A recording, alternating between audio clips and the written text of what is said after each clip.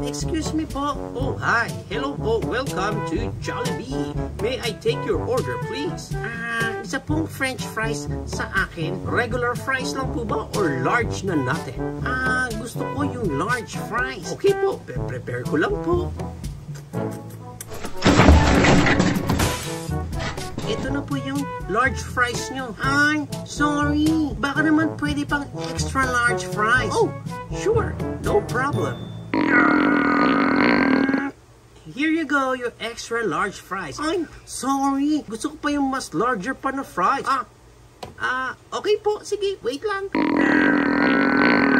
Ito na po yung larger fries nyo. Ay, sorry. Gusto ko pa mas larger pa dyan.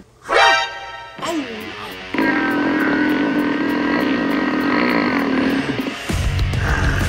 ito na yung largest fries.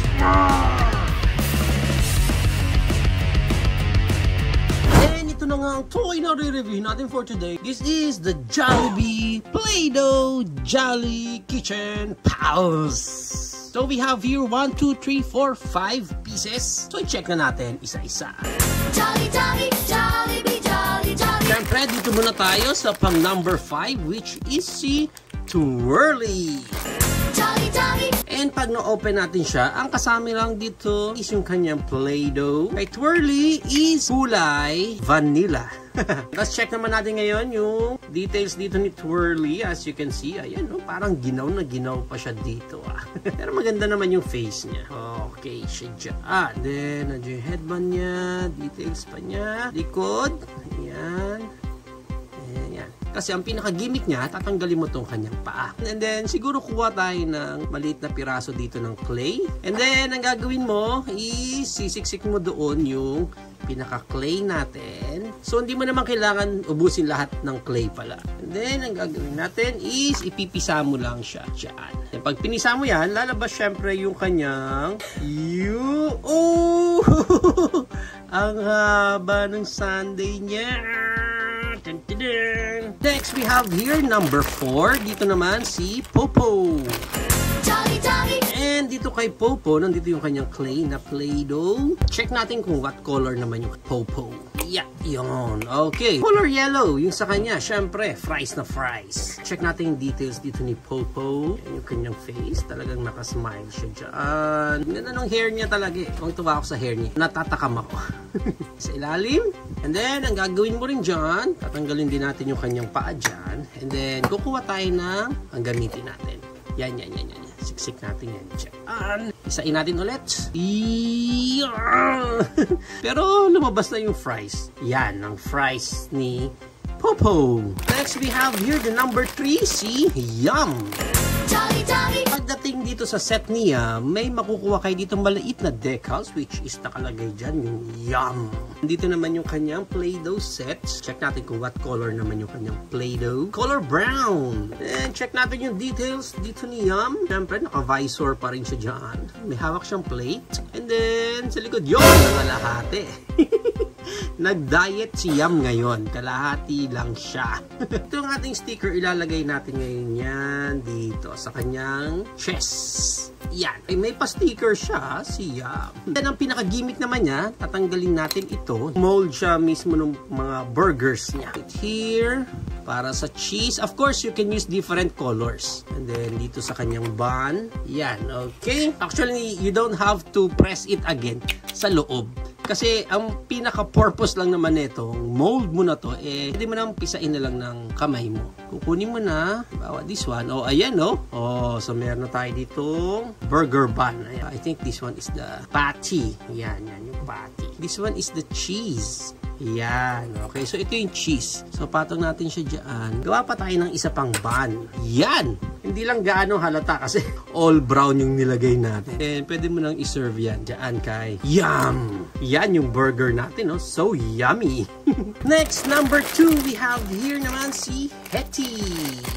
Jolly, jolly. So, pag na-open natin dito si Hetty, yung kanyang Play-Doh, check natin yung anong color kaya yung kay Hetty.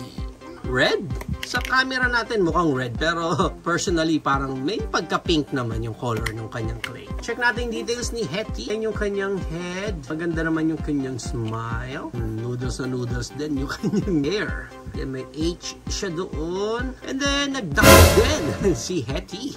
Meron siyang mold din doon sa loob. Ayan. Kukuha tayo dito ng clay naman niya. And then we'll put it here. So, spaghetti si Hetty. And this one. Maganda nga siguro to kung different colors ng clay ang magagamit niyo. So, kunin mo na lang ulit. Yun ang medyo challenging na part. Yung part na kukunin mo. Ito, hindi gaano kita sa camera natin. Pero ito yung toppings ng ating spaghetti. Yan. Ito na yung ating spaghetti naman. Lalagay natin dito sa plate ni Hetty. Yan. And then, yung toppings ng ating spaghetti. Yan. Ang laki ng spaghetti niya. And lastly, we have here number 1. This one is Jollibee. Jolly, jolly. Ito naman ang clay ni Jollibee. Yung kanyang Play-Doh. And check natin what color kaya yung kay Jollibee. Oh, yellow din. Pareho sila ni Popo na yellow. Check natin yung details ni Jollibee. Ayan siya. Then may plate din siyang hawak dyan. And then, diet din si Jollibee. Kalahati lang din siya. Dahil, kukunin din natin dyan yung mold ng ating clay. And then, kitang-kita naman kung anong pagkain yan. Ito, sa ating mold. Just press it. And then, dito naman sa ating chicken. Bakit walang thigh part ng chicken? Maraming magagalit niyan. So, kunin na natin muna yung ating rice. Ayan o, rice. Yan. Ayan o. Sana makita ninyo. Lalagay natin siya dyan. So, dahil yellow yung rice natin, this is Java rice. Sana nga Jollibee, magkaroon kayo ng Java rice. And then, nandito na yung ating Juicylicious na Chicken Joy. Yan. Ang laki ng chicken. Sana parating ganyan. Yan, si Jollibee magsuserve sa atin ng Chicken Joy with Java rice. Jolly, jolly. Now, para sa kanilang height, syempre din natin sasama yung Play-Doh nila. Mga around 3 to 3.5 inches ang bawat isa.